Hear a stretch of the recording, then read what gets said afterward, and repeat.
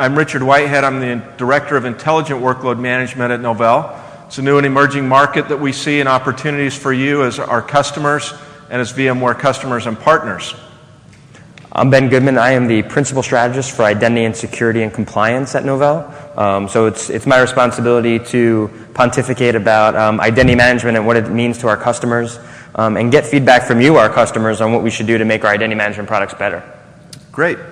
So we'll leave a little bit of time at the end to answer questions. We'll stay afterwards, too, if you have additional questions. I also encourage you to go by the booth. We're just to the side of the big VMware booth down in the solutions area. So the big mystery, why does IDC say don't move to the cloud? Really, what they say is don't move to the cloud unless you have an identity and access management strategy. Very clearly, you can see from this quote that they're talking about being able to run identity and access management not just around your cloud environment, but also in your physical and virtual environments. And Ben's going to show you a little bit of why that's so important.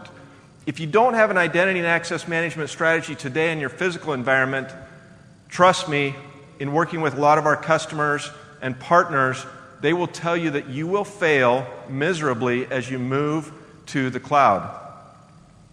We see in the environment what we call the 21st century computing, what's occurring. And if you sat through the keynote this morning, you saw a lot of this talked about by VMware. Risks and challenges are going to continue, right? As IT administrators, we want to eliminate those risks, but the reality is all we can hope for is that they can be controlled.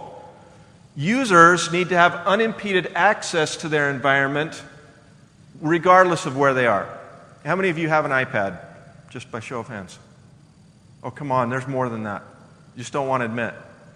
How many of you want an iPad?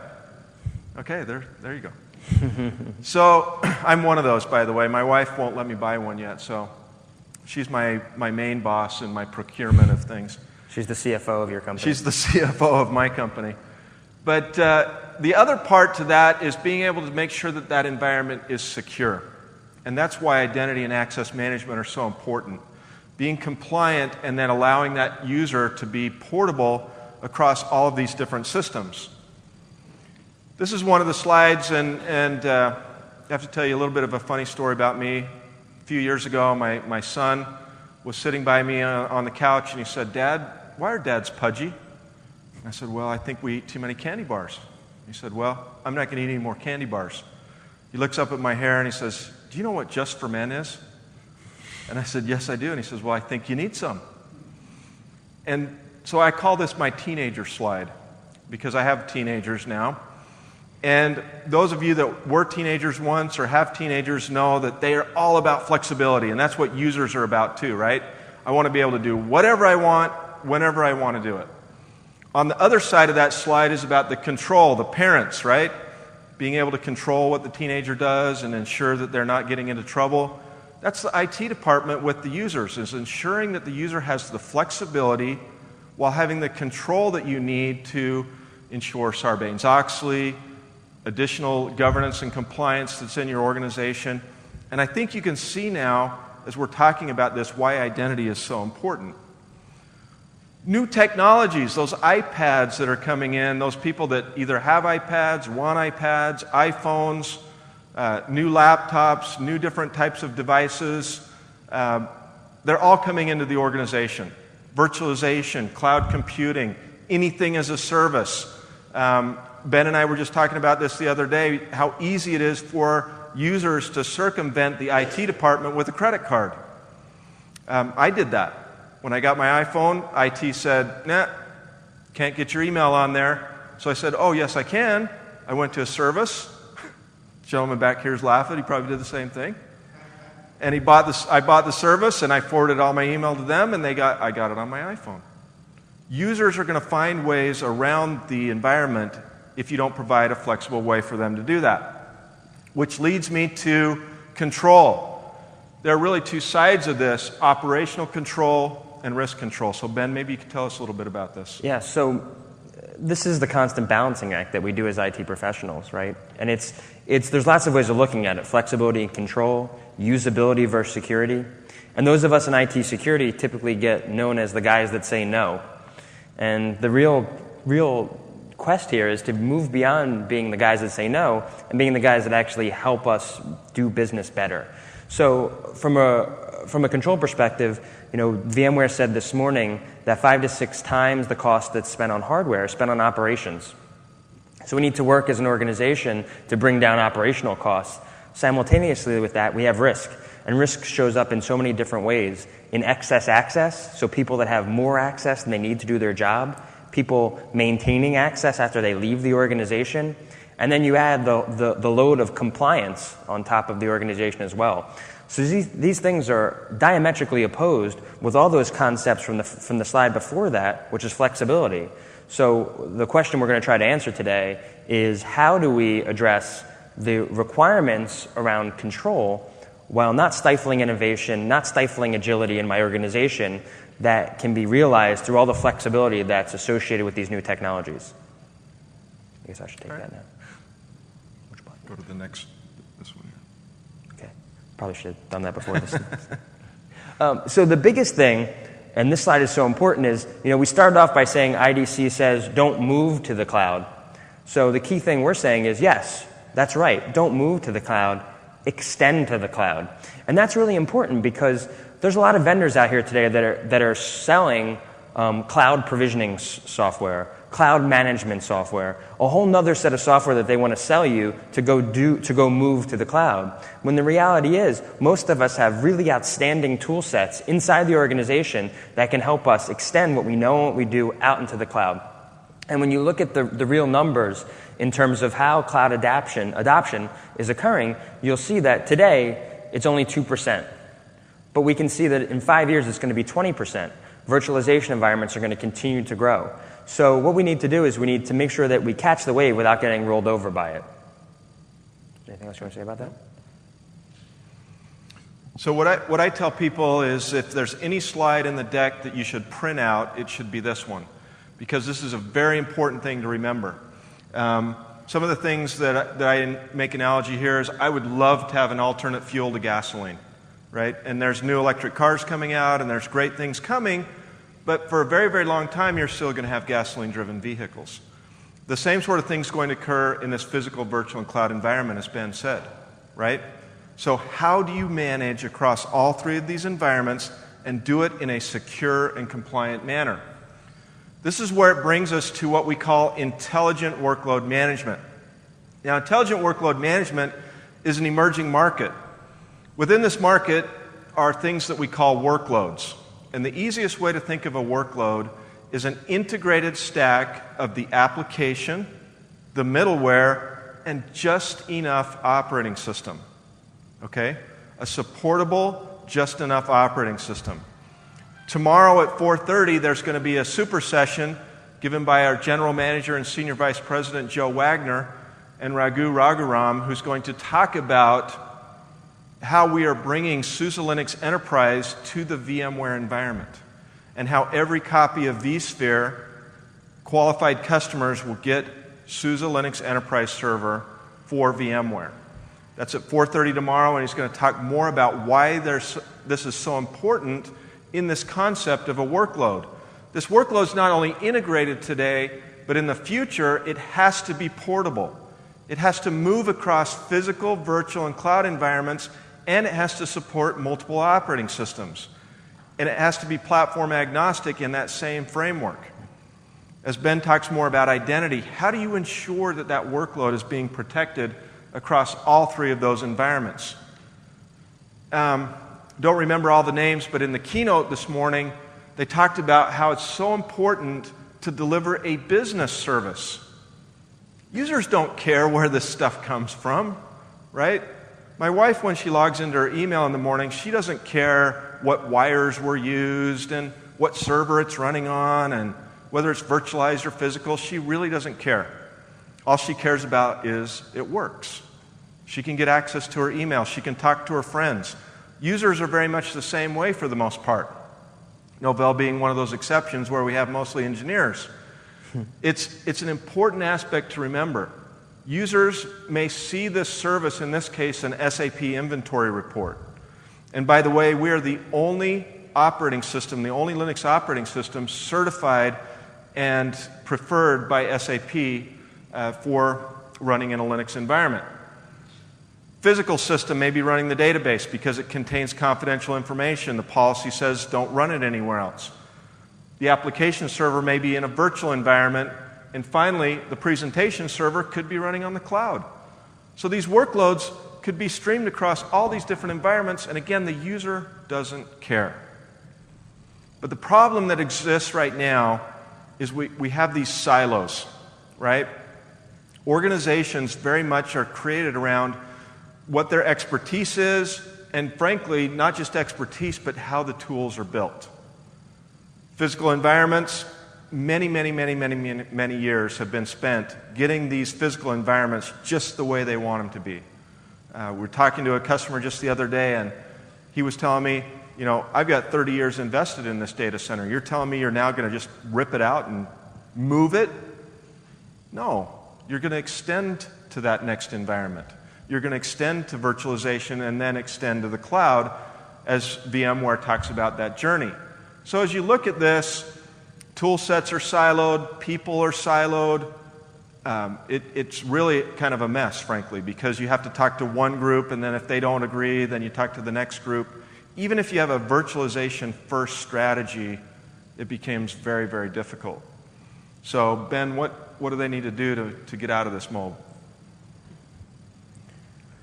So we believe that we need to have a single set of tools that extends across all these environments, that extends to the cloud, and really is not a best of breed for a particular silo, but is best of breed across all these different paradigms, and therefore eliminates silos. It doesn't treat a workload differently if it's running in the cloud or outside of the cloud. Doesn't treat software as a service as a second-class citizen to on-premise applications, and then understands that this is just an extension of your enterprise environment.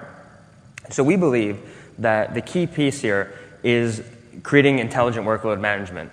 And you want to jump in? So what you see here now is that a workload becomes intelligent. Going back to my first slide about teenagers, not intelligent. Trust me. Come on, you're supposed to laugh. Nobody's laughing? I appreciate it, Dave. Thank you. Shouldn't have let so on that you knew that guy. workloads need to have intelligence built into them. They have to be able to be policy-driven, secure, and compliant across all three environments. This is an important piece because as those workloads move, they take the intelligence with them. They know when they're out of capacity to move to a virtual environment. I'll give you a perfect example, and I'm not going to name the team that this is, but we worked with an NFL team last year, and during game day, their data center wasn't big enough to support all of the users that attach to their data center systems, their physical systems. So they used Novell's technologies to be able to spin up virtual machines on demand as new users came into the system, and they were able to meet the needs of all the users coming into their environment on game day, and then guess what? When that was over, it went back to running as a physical system. Think of these environments much like your bank account physical system, virtualization overdraft, credit card is my cloud. You have a capacity across all three environments that represent your financial situation. Same thing that we see here, but the workloads need to be intelligent to be able to be policy-driven, secure, and compliant across all three of those environments. So what we see here is an evolution. We see a level of knowledge and a level of maturity that an organization will go through as it evolves. From single-purpose physical systems, which won't disappear, but will be complemented with virtualization environments. We see people leveraging cloud environments, both public and private, and as VMware focused on today, hybrid clouds. We see the kind of the highest level of Zen here, if you will, is intelligent workload management. When you've evolved beyond focusing specifically on individual systems, virtualization, cloud, and you can now look at things holistically across all of those systems, that's really when you've evolved to the point of meeting intelligent workload management. Now here's one of the things that's very interesting. Richard talked about this a little bit before. I have a customer, they're a city, and they have hundreds of thousands of users. They have dozens of agencies within them. And they've spent literally millions of dollars over years to support these different systems as they've evolved.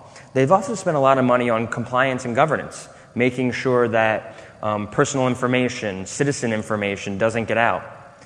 And the concern here is after they spent all these millions of dollars to support this infrastructure, someone with a credit card can end around their IT policy.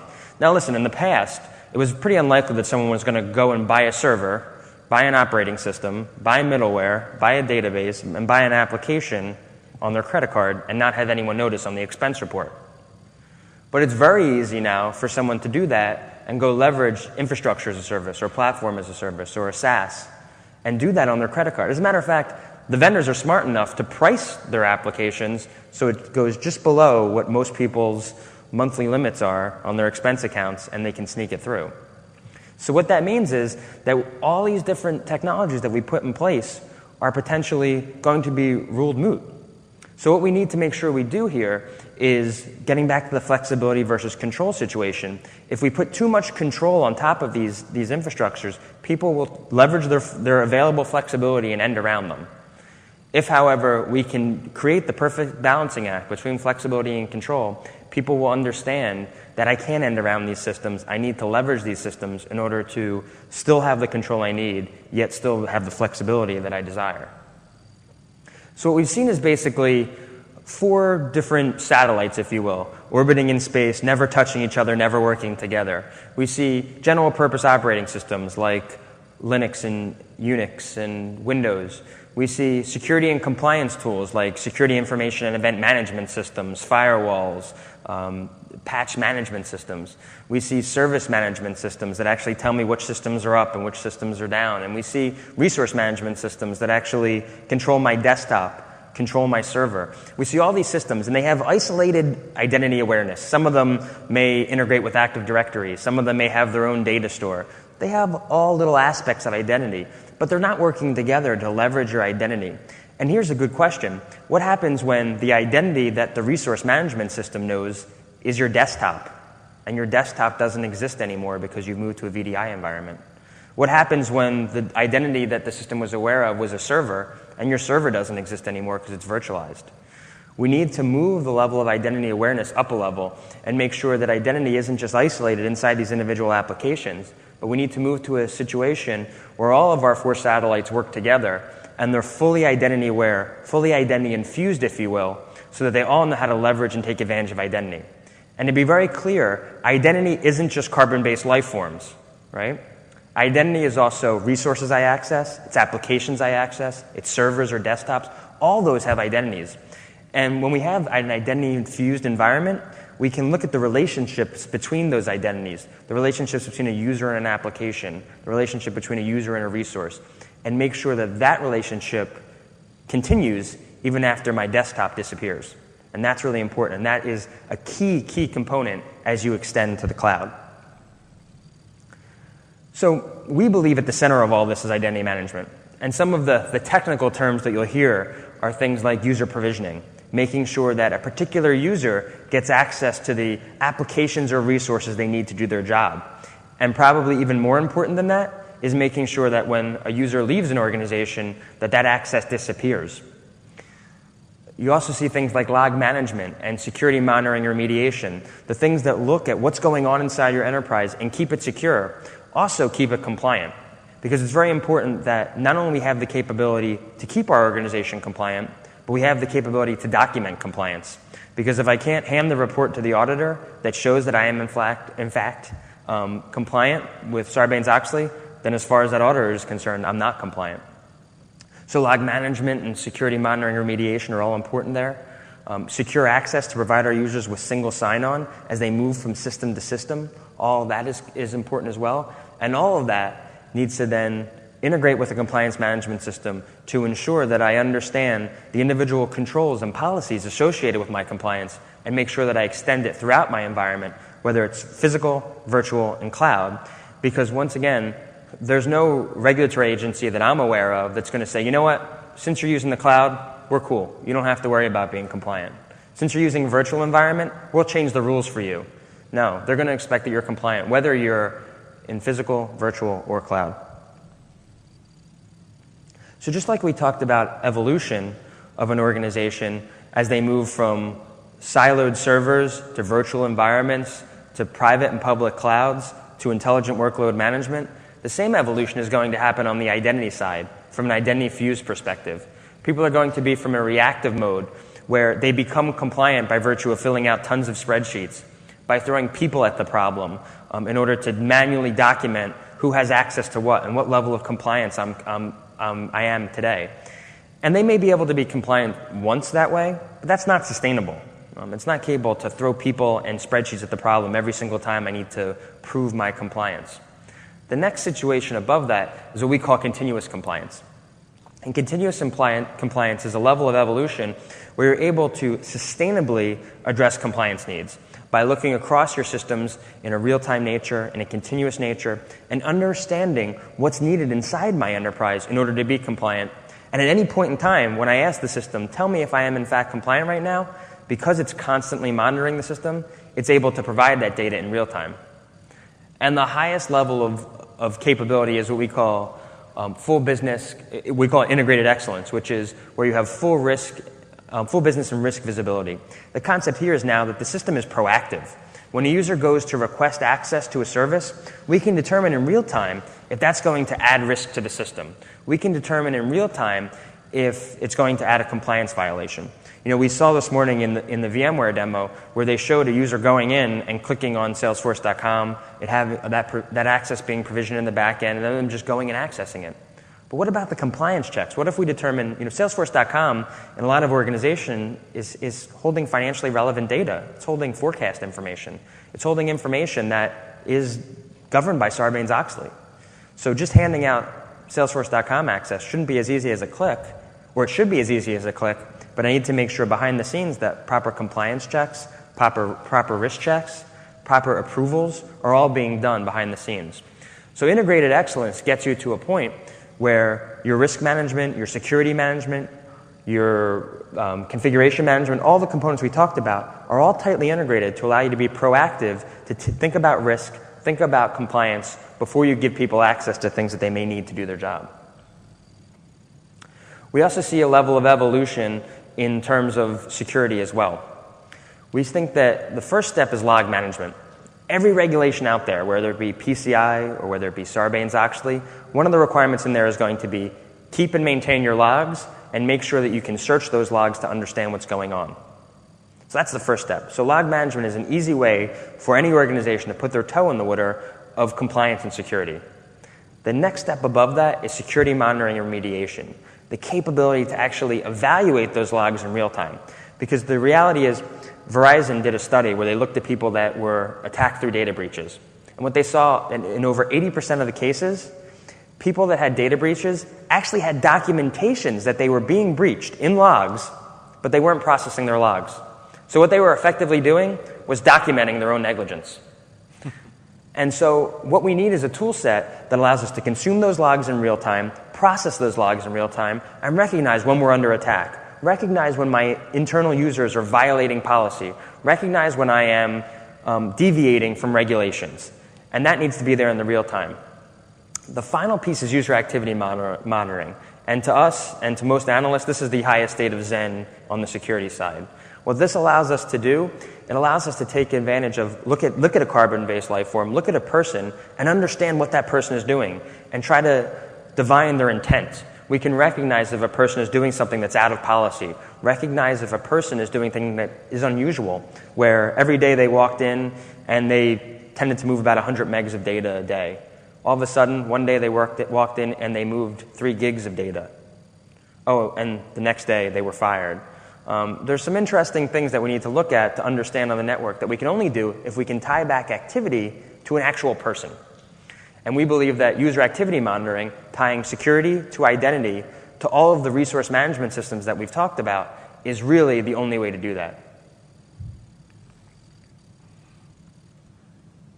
Do you want to? Okay. So with that, what we're going to do is we're going to go to a quick demo with Hollywood-style animation. Really, I mean, this is high-budget stuff. and we'll show you a quick demo of our identity management product. I think you'll be impressed by what you see. So with that, I will kick it off. Welcome to the expanding world of Acme Incorporated. They're a New York firm that's in the process of acquiring Landmark Limited in London. Meet Justin. He's the guy who has to map and streamline the processes between Acme and Landmark. To do this, he needs access to both accounts receivable and accounts payable. So he makes an online request on his laptop. Okay, people. This is Sandra from Finance. She's enjoying a latte in a local coffee shop when she gets Justin's request on her iPhone. Uh-oh. The request has a separation of duties flag on it. For security and compliance reasons, Acme doesn't allow any employees to have access to both systems. She'll have to look at this closer when she gets back to the office. Justin is just trying to do his job here, but he needs out-of-policy access to do so. Sandra would be in trouble if the security of Acme's finances were compromised.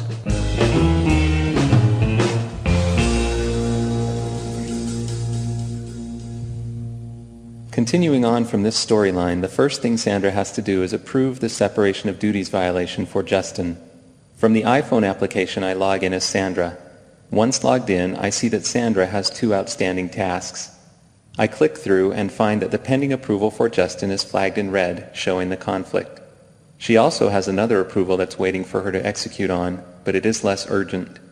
Given she is on the road, she will pay attention to the most urgent task first. I can see that Justin has sent this request so that he can execute on his temporary assignment. Sandra has the ability to enter a comment stating the reason why she is temporarily approving this access, which has generated a separation of duties flag. This will help auditors understand the reason for the exception. We were able to set up this dashboard view on an iPhone given the many REST interfaces we have included in Novell Identity Manager 4. This provides you the ability to incorporate identity management into existing web applications or your company's existing portal infrastructure. Moving on to the workflow components within Identity Manager 4. Sandra is now back at the office and she is logging into her dashboard. This is a very intuitive dashboard providing a comprehensive view as to what is going on in the identity infrastructure related to her and the people she has working for her. In this dashboard, we have information about Sandra, such as her picture, title, email address, etc., as well as any tasks she has waiting for her, any roles she is assigned to, and any requests waiting for her to execute on. This simple, easy-to-use dashboard puts the power back in the hands of the business administrator as opposed to just the IT department. Everything can be managed from a single interface. From here, Sandra can go into Justin's account to make sure he has received the access he needs to complete his temporary assignment. We see that Justin does not have any outstanding tasks. We see that Sandra approved the accounts payable role, and he has what he needs. By Sandra going into Justin's dashboard, we have demonstrated how Identity Manager 4 handles delegated administration. That is, any manager can manage any person in their organization that either reports directly to him or her, or for whom they have responsibility within the matrixed organization, as well as business systems for which he or she has responsibility. Now we'll switch back to Sandra's view so we can take a closer look at the treatment of resources within Identity Manager 4. A resource is a user-friendly way to represent business applications. The benefit of cataloging resources in this way is it allows users to request access to applications or transactions within applications in terms they know and understand versus unfamiliar IT terms. This is another way we have made Identity Manager 4 business-friendly. If I look at the resources Sandra is assigned to, I see she has an Exchange account and is also a SharePoint contributor.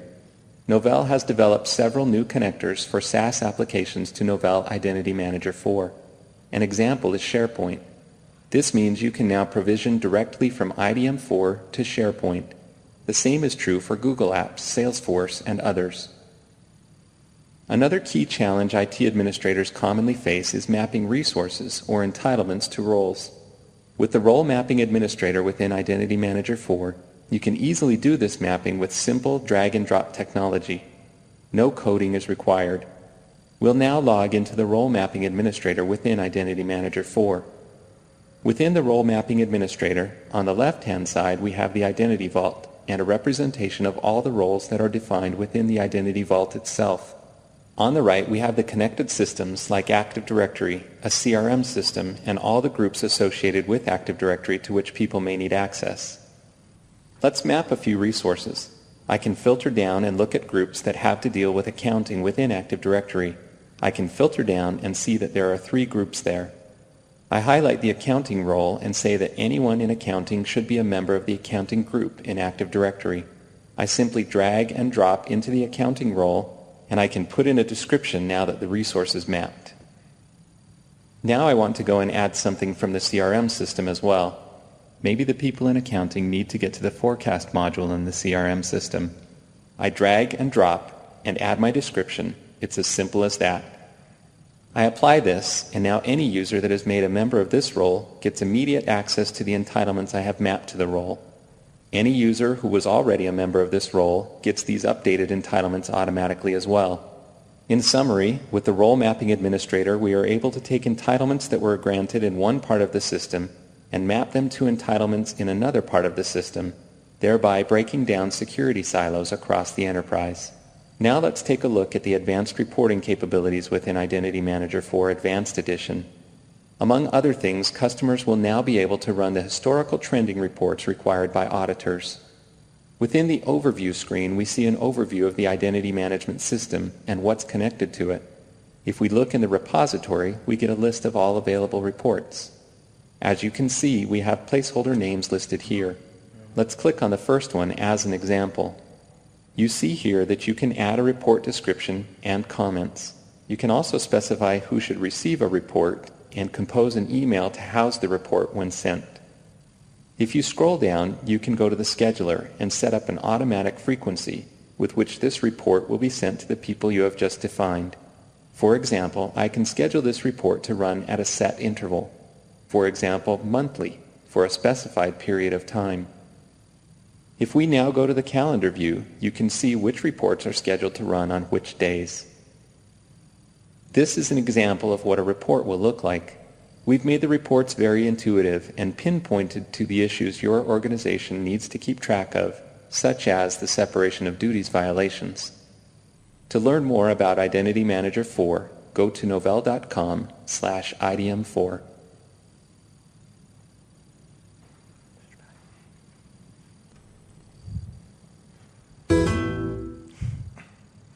Sorry, I had a couple glitches there at the video, but the thing to point out here about identity management in this context is you saw that you can create identity management policies as it relates to software as a service.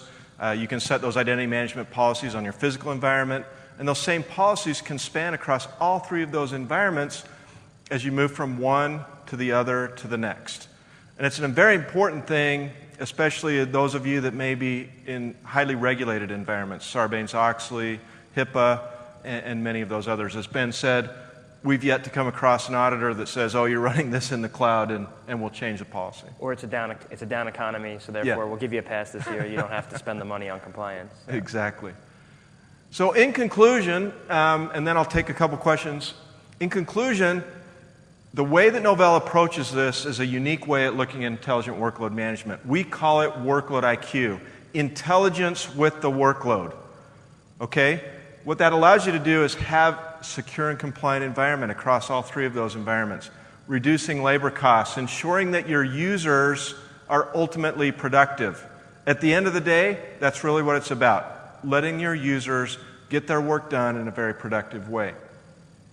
So, what we provide with Workload IQ at Novell, in conjunction with what we're doing with VMware at the show, is that flexibility and control. So, with that, we'll take a couple of questions and answer anything you got. Back in the back. All right? Okay, if you want to come to the mic, or I can probably hear you from here. You got a user that wants to get into the cloud, but you got all their identity management outside of the public cloud. So you can go into Identity Manager and perhaps allow them access to whatever resource. But maybe you don't want to do that. Maybe you want the user to make sure they have a different password. How do you manage that sort of thing? You want to make it too easy to control these environments. Well, so a couple. Yeah, so I'll repeat the question. The question was, if we extend to the cloud and we create a connection to a software as a service application, first of all, how would we manage things like password, if we require different passwords or things like that? And then also, what's the process for a person getting into the cloud? We don't necessarily want to make it too easy. We want to make sure it goes through the proper checks. So what we've done, which we think is fairly interesting from an Identity Manager 4 perspective, is that we treat SaaS applications exactly the same as we treat an application like SAP. So it's not a second-class citizen. It's not a segregated environment. It's just another thing that we connect to. And so we've done a lot of work over the last 10 years, believe it or not, where we've really handled a lot of the questions you're talking about in terms of how do we provision a user, where do we provision a user, what level of access does that user get, do we do password synchronization, do we provision a new and unique password for that system. So all of that is policy-driven, and the same policy-driven interfaces that we use for creating a connection to SAP, we now use for Salesforce.com and Google Apps and others. So you configure that connector, and then all the policy on how you want that user to gain access, what you want them to go through in terms of workflow is all configured. So now when a user goes and searches for resources that may be available to him, and we determine what resources are available to him based on his identity, when he searches for a resource, the resource may be an on-premise application or maybe a SaaS application, but it looks exactly the same to the end user.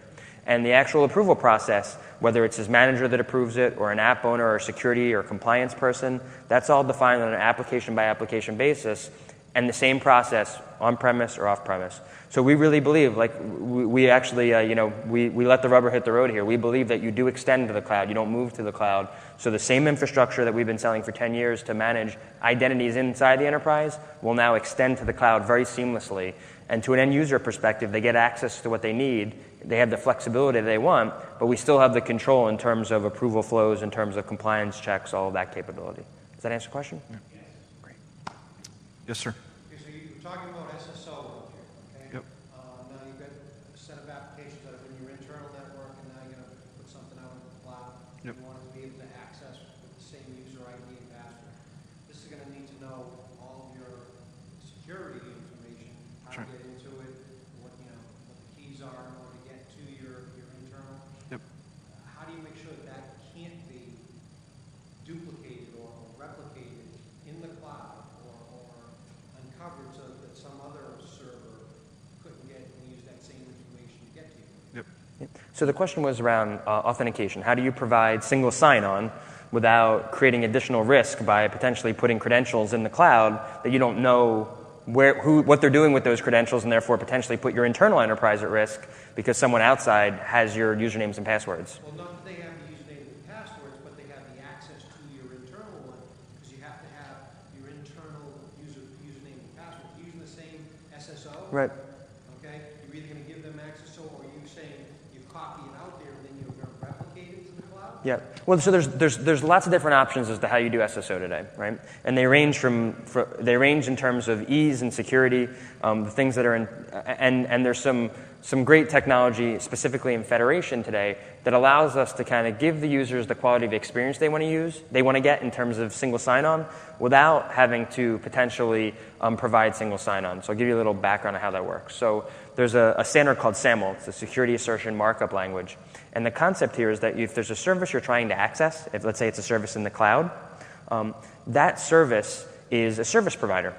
We don't have to allow them to have our username and passwords. In fact, they don't have to even know my individual identity necessarily. What they have to do is trust my organization.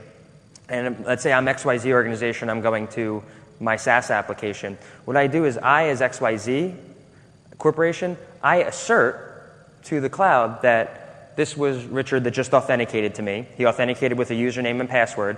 And if you, in fact, trust me XYZ Corporation SaaS application, then you will give him the level of access that people in XYZ Corporation get inside of your SaaS.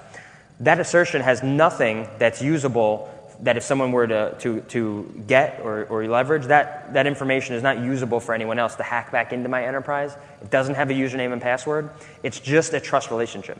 So from the user's perspective, it's it's exactly the quality of experience they want. They go and they click on a icon which brings them the SaaS application inside their browser, and they get single sign-on into that application. What they don't know happened behind the scenes was a very lightweight transaction between your organization and their organization that allowed you single sign-on, but did it in a very secure manner.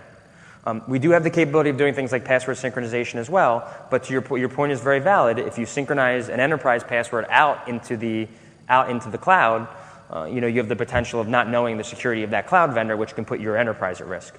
Another interesting technology that Novell is actually shipping tomorrow, which we're talking about down at our booth, is a technology called cloud security services. And that's actually something that we provide to the cloud vendor to help them become SSO capable. And what this solution actually allows them to do is, for organizations that may not be sophisticated enough to have a tool that helps them do federation, this will allow a SaaS provider to put a piece of code down at your site, which talks to your Active Directory. When you authenticate against their SaaS, it'll actually redirect that to your Active Directory and authenticate in real time against your Active Directory. So what that means is that your username and password is never being sent to the SaaS. The SaaS is effectively coming in real time to your Active Directory and authenticating against it. So leveraging your group membership inside Active Directory, using your Active Directory username and passwords, but they're never leaving your site. Great thing about that is it keeps your usernames and passwords secure, gives your users the quality of experience they want, and it means that the SaaS provider never has to become an identity specialist. But they have to know how to access.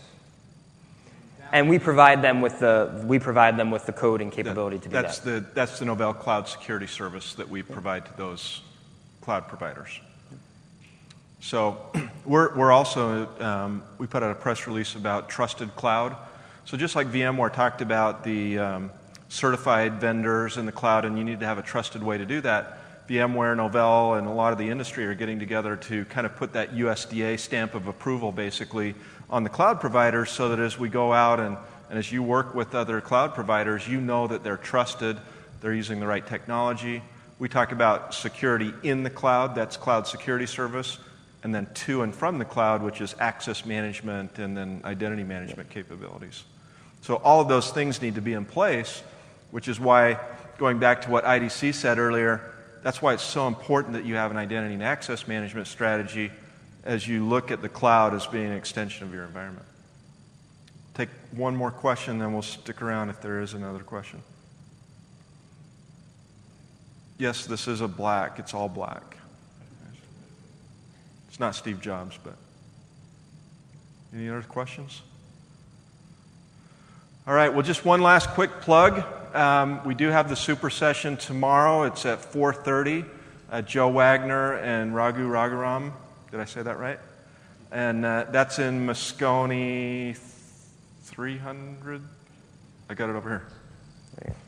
It's in, 134. It's up. Oh, sorry. 134 Moscone North. So that's going to be a great session. You're going to learn more about SLES for VMware and what we're doing together jointly. And I invite you all to come to that event. So thank you very much. If you have other questions coming up.